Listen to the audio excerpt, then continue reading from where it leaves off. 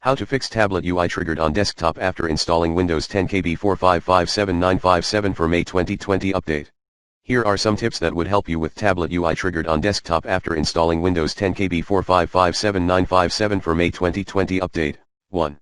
Disable all options under when I'm not using tablet mode. Restart Explorer.exe in File Explorer or reboot your PC. 2.